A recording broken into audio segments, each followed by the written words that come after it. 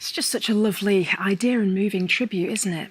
Now, last year, the LGBT Foundation received a 140% increase in calls to their helplines where people reported concerns about domestic abuse. Joining me now is Charlotte Cook and Gareth Watson from the LGBT Foundation. Really good to have you with us this morning. Charlotte, first of all, what sorts of reports have you been seeing?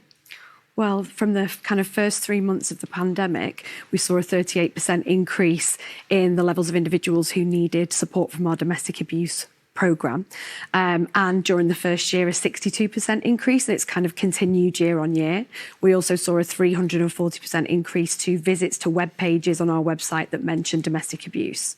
It's a significant number, isn't it, as you say? And Gareth, you're part of the Village Angels programme. You do fantastic work. Tell us a bit more about it. So the Village Angels is a community safety project aimed at just getting people home safe on a night out on a weekend in Manchester around the gay village. And more what we're seeing is people approach the team and disclosing domestic abuse, or disclosing even maybe that they're on a night out and they're worried about going home because their partner doesn't like it when they're out and they're scared what's going to happen when they get home. So in that moment, what the team will do is a little bit of kind of crisis planning, I suppose, and talk about, is that the best thing for them to do? Is there somewhere else they could go? And then refer them on to the wider LGBT Foundation services, things like one-to-one support, things like our 12-week group programme, where they'll learn kind of coping strategies, or even our kind of healing hour, where there'll be a nice focus on mental health. It's really good to hear that there's varying levels of support depending on the situation, isn't it, Gareth? And just coming back to you again, Charlotte, knowing the warning signs, any red flags is key when it comes to this type of behaviour, isn't it? It really is. And for LGBTQ plus survivors of domestic abuse, actually, initially, the relationship might feel really wonderful. The person mirrors you so completely. They're incredibly attentive. They're really interested in your backstory and your life. They're quite quick to want to commit. They might use language such as soulmate or twin flame, or say, I've never felt this way about anybody before.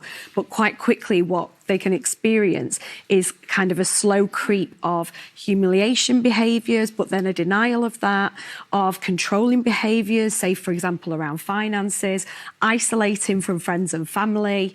And then obviously this can escalate further into violence, including things like non-fatal strangulation, stalking and harassment, coercion into substance abuse or sexual acts that are unwanted, and threats to out the person, threats to commit suicide or to harm pets or loved ones. It's actually quite shocking just to hear the levels of escalation, the journey that it can take. Absolutely. And for anybody that's watching this morning, Charlotte, and has a loved one, a family member, a friend that might be going through this type of thing, what advice would you give them? If you recognise signs of your relationship within the description I've just given, or if you have a loved one who you're concerned might be in an abusive relationship, call our helpline. It's a national helpline. We can either direct you to our support or direct you to the local support that's available to you. If it's a friend or loved one, just understand that survivors of domestic abuse return to the perpetrator an average of 7 times. Right. So you can hold space, be compassionate, validate the person because their self-esteem is going to have taken a real hit, but also just understand your own boundaries and look after yourself. Yeah, really good advice, Charlotte, Gareth. Thank you so much for coming in today. Some really key information there, which is good for us all to know. Raf.